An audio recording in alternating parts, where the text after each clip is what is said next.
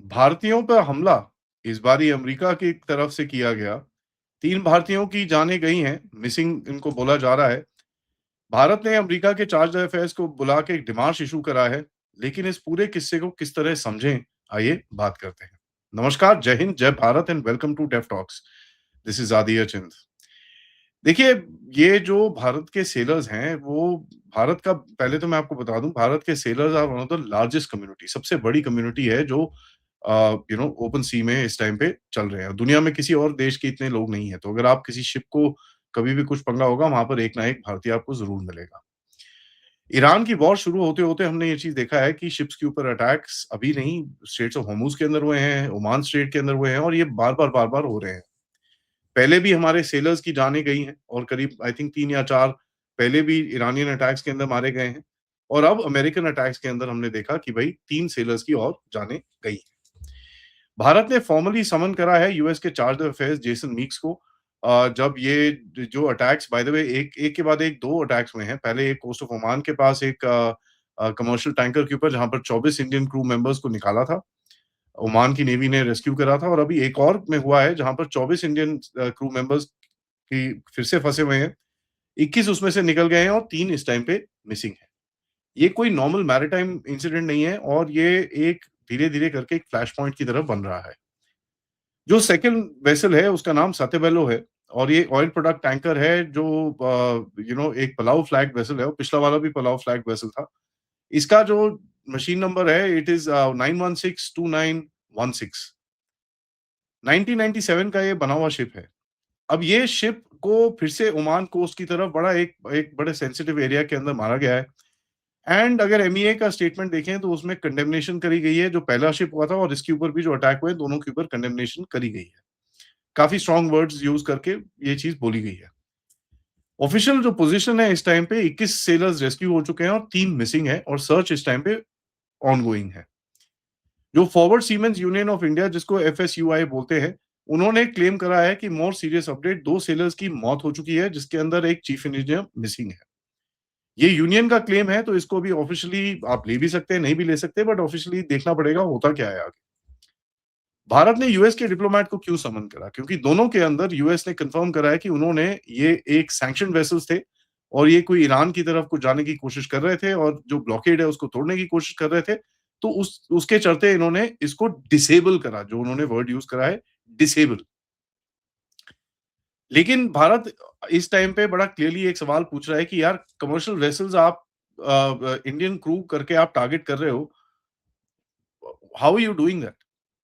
Was the vessel probably identified? और जो intelligence आपके पास है कि भैया ये सैंक्शन इवेड कर रहा है, ये कर रहा है, ये कुछ आपके पास क्या इंटेलिजेंस है?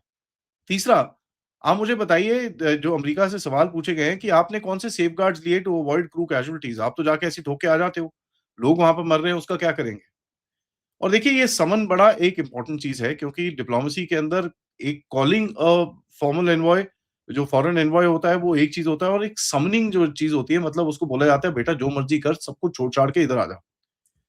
और ये रीजन बड़ा डेंजरस हो रहा है, ठीक है? धीरे-धीरे करके। ईरान की तरफ से भी अटैक्स करे जा रहे हैं, अमेरिका की तरफ से भी अटैक्स करे जा रहे हैं और बीच में फँस रहे हैं भारत के सेलर्स क्योंकि ये सबसे बड़ी सेलिंग कम्युनिटी है।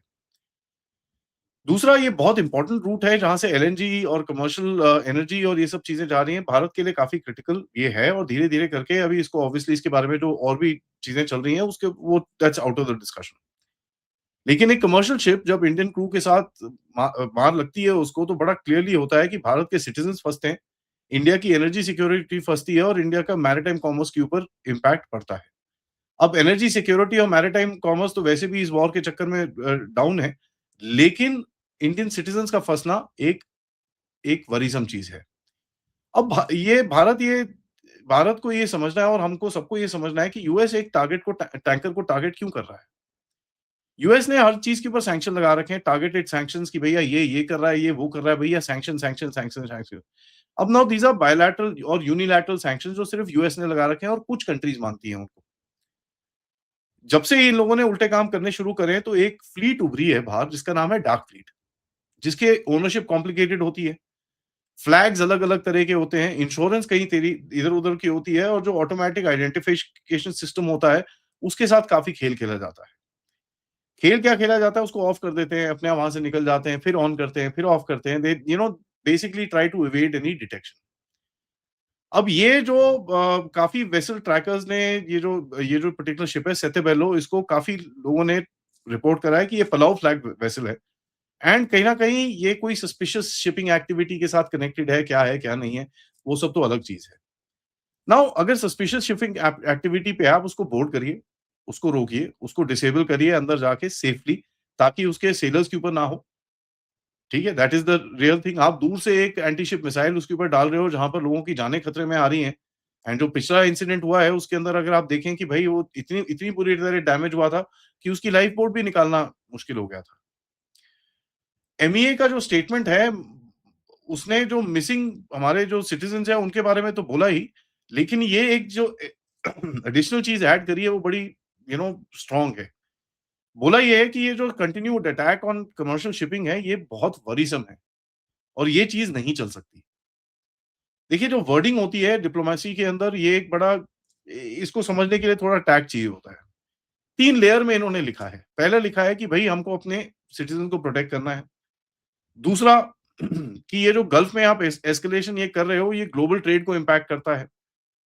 एंड तीसरा कि भैया ये हमारे हमारे लोगों को मारना ये this is not absolutely unacceptable और कहीं न कहीं हम एक डायरेक्ट पार्टी इसमें नहीं बनना चाहते, तो please keep us out of it.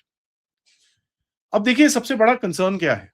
एक आधा टैंकर इधर-उधर ये वो is not the concern is the president कि भई भारत के सेलर्स हैं, वहाँ पर कमर्शियल टैंकर्स हैं, अब आपने ब्लॉकेड लगा रखा है तो कुछ न कोई तोड़ने की कोशिश करेगा, तो आप जाके सीधा उसको ठोक दोगे। भारत के पास वर्ल्ड्स लार्जेस्ट पूल्स हैं ऑफ मर्चेंट नेवी वर्कर्स जैसे मैंने आपको बताया, तो किसी भी शिप में अगर कुछ भी होगा, एक ना एक भारतीय के ऊपर हमेशा इम्पैक्ट आएगा। तो बड़ा सिंपल सा मैसेज डाल रहा है कि भैया you can't put Indian civilians at risk for your own military operations. ठीक है, आपका सैंक्शन है, but that doesn't mean that वो क्रू को मार दो आप। That is not the reality.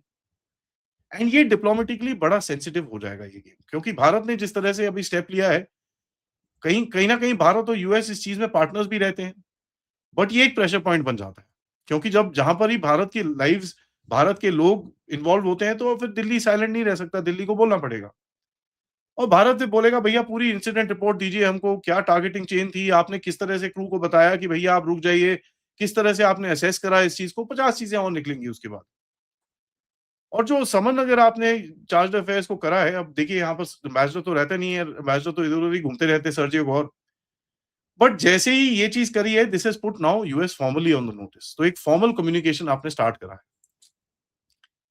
Oman बड़ा इम्पोर्टेंट है इस जगह के अंदर क्योंकि वो न्यूट्रल रहता है, लेकिन भारत का काफ़ी इन्फ्लुएंस है, तो अगर आप देखें फटाफट उन्होंने एक्ट करके मिसिंग क्रू को उठाया, कैजुअल्टीज़ कन्फर्म करी और स्टेबलाइज़ करने के लिए जो भी चीज़ें करनी है उन्होंने करी and India should be thankful to that.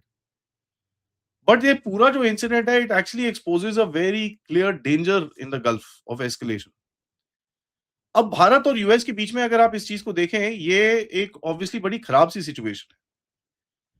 US जान के अब भारत के सेलर्स को टारगेट कर रहा है, कई लोग तो ये भी बोलेंगे। कई लोग ये भी बोलेंगे कि भैया अमेरिका को लगता है कोई भी इनविंसिबिलिटी है, जो मर्ज़ी कर लो बिकॉज़ कोई भी कुछ नहीं कर सकता। बात सही है। तीसरी चीज़ भारत को एक बड़ी ऑकवर्ड पोज़ीशन में डालता है क्योंकि वो जो सेलर्स अभी हैं, अभी 1-2 लोगों के नाम जो निकले हैं, एक 23 साल का हिमाचल से लड़का है, 1-2 लोगों के जो नाम निकले हैं, they are you I mean at the end of it उनके पेरेंट्स हैं, उनकी पूरी फैमिली है, सब कुछ है। अब सडनली आप जाके मारो, तो फिर गड़बड़ होती है। And as I am reporting this एक और वेसल एमटी जलवीर, ठीक है? मर्चेंट ट्रैफिकर जलवीर, उसके ऊपर भी अटैक दोबारा हुआ है। सो ये जो चीज़ है ये this is gonna become a very big problem, ठीक है जी? एंड इसके अभी जो जो खबर आ रही है कि एक इंजन रूम के अंदर आग लगी है और Indian sellers of course on board है। तो ये बड़ा एक डेंजरस सी सिचुएशन है। आप इसको देखेंगे यहाँ पर 20 हमारे इंडियन सेलर्स हैं। तो ये किस तरह से इसको अभी हैंडल करेंगे, किस तरह से नहीं करेंगे ये तो अभी टाइम ही बताएगा। But let me just say this ये एक डेवलपिंग सिचुएशन है, ठीक है? डेवलपिंग सिचुएशन ऐसी है कि ये अभी खत्म नहीं होगी और कहीं न कहीं this will actually escalate to a certain extent. और भारत और अमेरिका के बीच में वैसे भी जो इश्यूज़ हैं और जो चीज़ें हैं, वो आपको दिखेगा कहीं न कहीं और एस्केलेट होता हुआ। इसी बात में इस वीडियो को मैं यहीं एंड करता हूँ। इसके ऊपर मैं ट्रैक करता रहूँगा, आपको अपडेट करता रहूँगा, बट अब सबसे रिक्वेस्ट है वीडियो को लाइक करिए, सब्सक्राइब करिए and share this with your friends and families, and of course if you can support the channel, please do that. Use the QR code या फिर PayPal या फिर सुपर स्टिकर, सुपर चैट्स, या आप members भी बन सकते हैं। नमस्कार, जय हिंद, जय भारत।